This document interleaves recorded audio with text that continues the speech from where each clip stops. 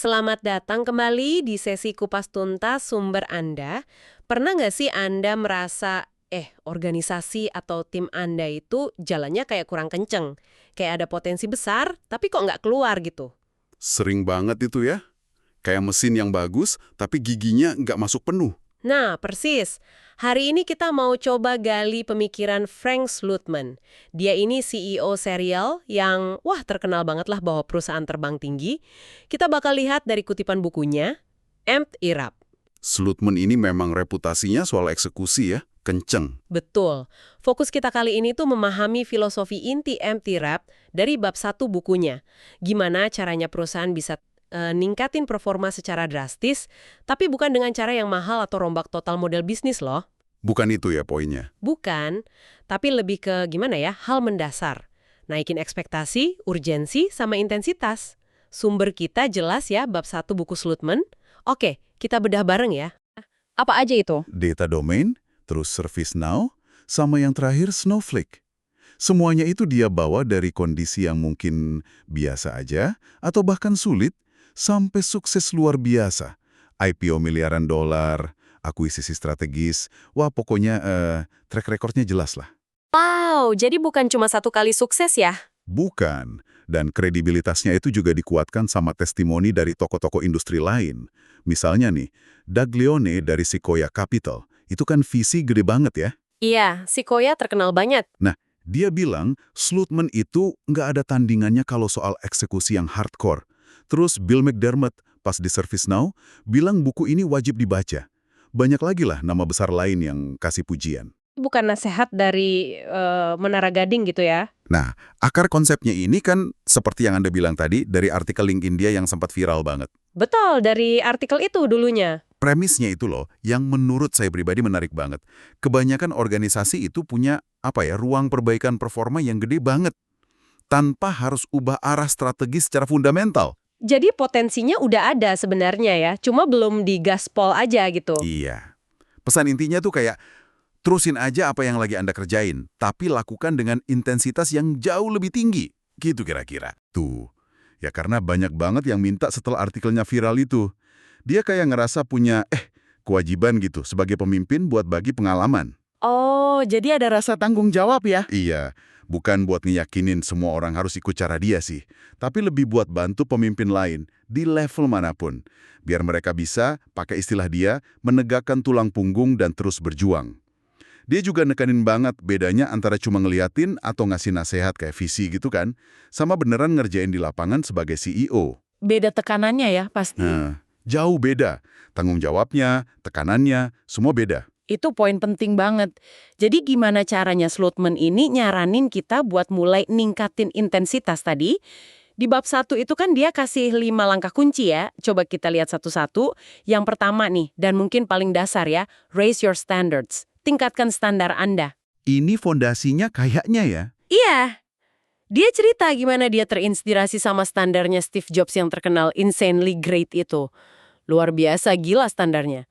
Pesan Slootman jelas banget, jangan pernah kompromi soal standar, cuma demi yang penting selesai atau karena mepet deadline. Wah, itu susah tuh di lapangan. Kadang godaannya besar buat nurunin standar sedikit biar cepat. Banget, makanya dia bilang, lawan godaan itu. Justru kata dia, menetapkan standar yang lebih tinggi itu sendiri yang bisa membangkitkan energi tim. Bener, dia kasih contoh taktis yang kena banget menurut saya. Jadi kalau timnya datang bawa proposal atau ide produk baru gitu ya, dia nggak langsung kasih nilai, tapi malah nanya balik, gimana pendapat kalian sendiri? Kalian beneran suka nggak sama ini? Oh, ditanya balik ya? Ya, kalau jawabannya cuma datar kayak, oke kok, atau lumayan lah, wah itu langsung ditolak sama dia. Pesannya, balik lagi nanti kalau kalian udah meledak sama antusiasme soal proposal kalian itu. Meledak ya istilahnya. Keren, tapi sekaligus apa nggak bikin tim jadi takut ya buat ngajuin ide? Nuntut antusiasme meledak gitu kan? Kayaknya tinggi banget standarnya. Pertanyaan bagus itu. Saya rasa sih, ya poin utamanya bukan nuntut sempurna terus-terusan tanpa cacat, tapi lebih ke menolak mediokritas, menolak yang biasa-biasa aja. Jadi cukup bagus itu musuh gitu ya? Nah, itu dia. Cukup bagus itu musuh dari luar biasa. Jadi ini lebih ke nanamin mindset bahwa biasa aja itu nggak cukup. Dengan terus nanteng tim buat capai standar lebih tinggi, sebenarnya dia lagi naikin level energi sama ambisi bareng-bareng. Standar tinggi itu nular loh. Oh, bisa nular ya?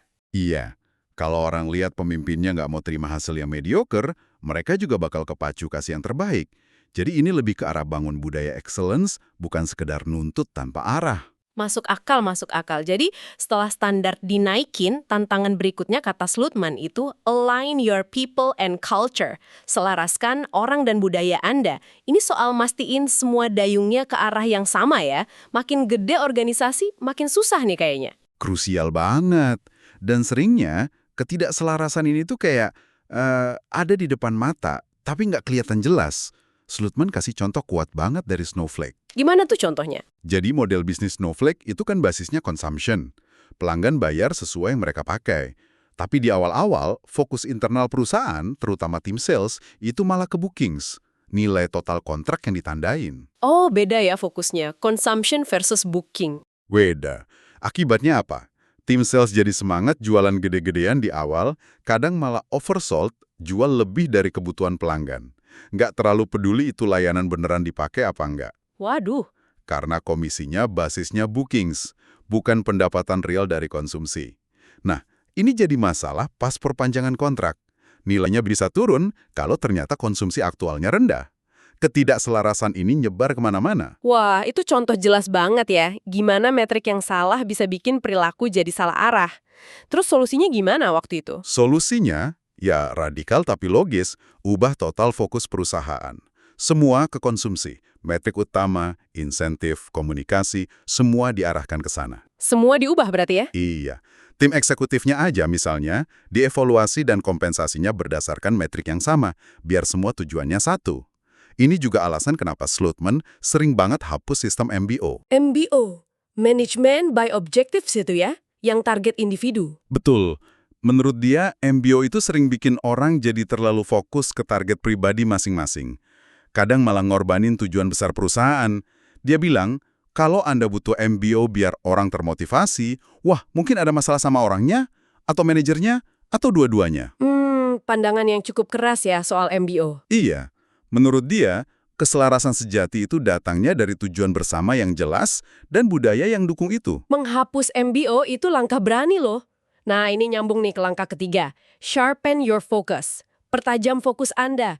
Ini kayaknya penyakit umum di banyak tempat ya. Kebanyakan inisiatif jalan bareng, prioritas nggak jelas, kerjaan numpuk terus. Banget. Istilahnya Slutman kan selebar 1 mil tapi dalamnya cuma 1 inci. Nggak fokus. Akibatnya ya itu tadi, semua rasanya lambat kayak berenang dalam lem. Berenang dalam lem. Kebayang sih lambatnya. Terus solusinya gimana biar fokusnya tajam? Dia kasih 2 pendekatan praktis nih. Pertama, ubah cara mikir soal eksekusi.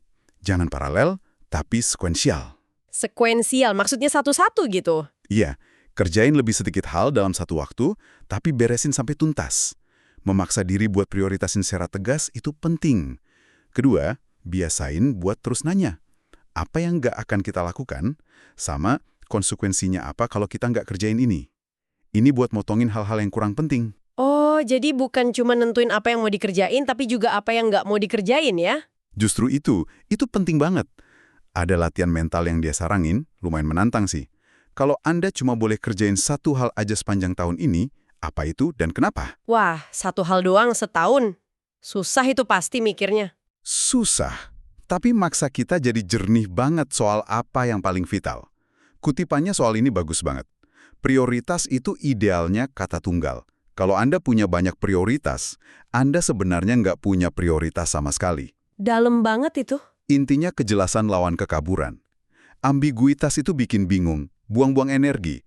Kejelasan tujuan itu senjata ampuh. Saya suka latihan mental satu hal itu. Kelihatannya simple tapi dampaknya bisa besar ya.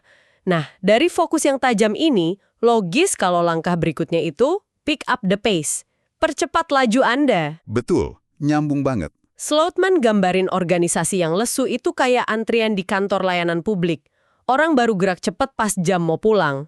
Nggak ada rasa urgensi sama sekali. Dan dia keras banget soal ini.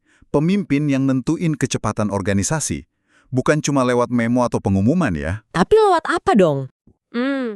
Tapi kalau ditekan terus buat lebih cepat, Apa nggak berisiko bikin orang jadi burnout atau stres?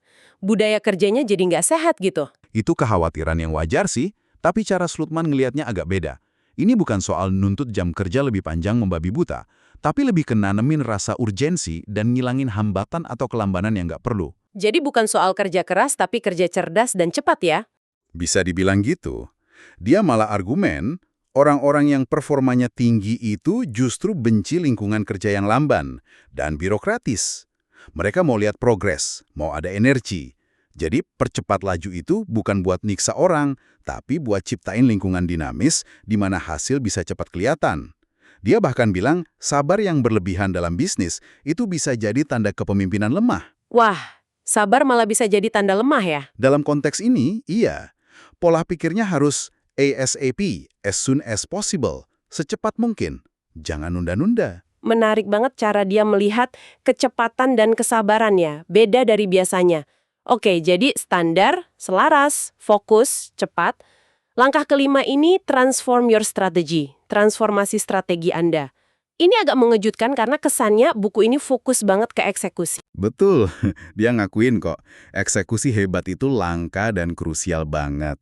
Tapi dia juga bilang, eksekusi yang bagus itu justru bikin Anda jadi ahli strategi yang lebih baik. Kok bisa gitu? Gimana hubungannya?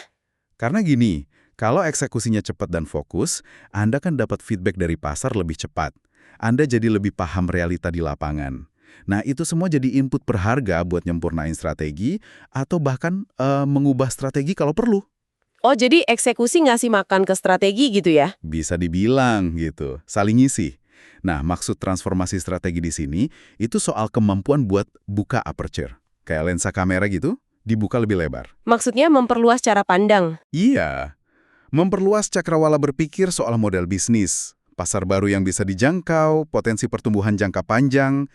Ini butuh semacam visi peripheral, kayak quarterback di American football itu loh.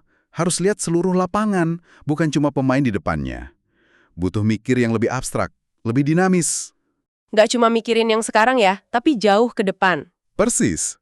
Dan selain itu, dia juga nekenin pentingnya punya rasa paranoia yang sehat sama model bisnis sendiri. Paranoia sehat gimana tuh? Maksudnya, Anda harus asumsi kalau pesaing itu pasti lagi berusaha ganggu bisnis Anda. Bukan kalau tapi kapan? Jadi, sementara tim fokus eksekusi harian, pemimpin harus tetap waspada, lihat ke depan, dan siap ubah strategi secara signifikan kalau memang dibutuhkan. Oke, jadi eksekusi dan strategi itu dua sisi mata uang ya, saling memperkuat. Nah, setelah 5 langkah ini dibahas, bab 1 ditutup dengan bagian yang judulnya The Epic Battle, pertempuran epik. Ini kayaknya lebih ke sisi personal pemimpin ya? Iya, bagian ini nyentuh realitas kepemimpinan yang seringnya sepi dan penuh tekanan. Hidup 24/7 sama ketidakpastian, cemas soal masa depan, takut gagal, beban bikin keputusan sulit tanpa ada buku panduan. Ini pertarungan internal yang dihadapi banyak pemimpin. Sisi yang jarang diomongin ya? Betul. Dan ini nyambung lagi ke tujuan Slutman nulis buku ini. Yaitu buat bantu Anda nih, para pendengar yang mungkin lagi di posisi pemimpin atau ngalamin hal serupa, biar bisa lihat menembus kabut perang ini. Biar nggak sendirian gitu ya rasanya. Iya, dan juga ngasih kerangka berpikir, bantu milah-milah pilihan, dan ujung-ujungnya berani buat nerapin standar lebih tinggi demi suksesnya organisasi. Pengalaman Slutman ini munjukin pertarungan ini nyata, tapi bisa dimenangkan kok dengan pendekatan yang tepat. Wow, rangkuman yang kuat banget dari bab 1 ini. Jadi kalau kita simpulkan ya buat Anda, inti filosofi Empit Up Slutman ini tuh soal bikin lompatan performa. Bukan pakai sihir, tapi dengan cara sadar dan radikal, naikin ekspektasi, energi, urgensi, dan intensitas dalam semua hal. Semua aspek ya? Iya, pilarnya jelas, standar tinggi tanpa kompromi, keselarasan total orang dan tujuan, fokus tajam ke yang paling penting, kecepatan eksekusi tinggi, dan kesiapan buat transformasi strategi kalau perlu. 5 itu ya. Tepat sekali. Dan mungkin ya, sebagai penutup diskusi kita kali ini, ada satu pertanyaan reflektif nih, yang muncul dari kelima pilar yang baru kita bahas dari bab 1 ini. Kan ada 5 area krusial tuh. Naikin standar, selarasin orang dan budaya, tajamin fokus, percepat laju, dan transformasi strategi. Nah, pertanyaan buat Anda renungkan dalam konteks Anda sendiri. Dari kelima area ini, mana sih yang rasanya paling mendesak buat ditingkatkan? Atau mungkin yang paling menantang buat diubah di lingkungan kerja atau proyek Anda sekarang? Coba deh, pikirin satu area itu. Mungkin itu bisa jadi langkah pertama buat mulai ningkatin intensitas ala Slutman. Pertanyaan yang bagus banget buat jadi bahan renungan ya. Semoga diskusi kita soal bab 1 MPIT Up ini ngasih perspektif baru buat Anda. Terima kasih sudah menyimak. Terima kasih. Sampai jumpa di sesi Kupas Tuntas berikutnya.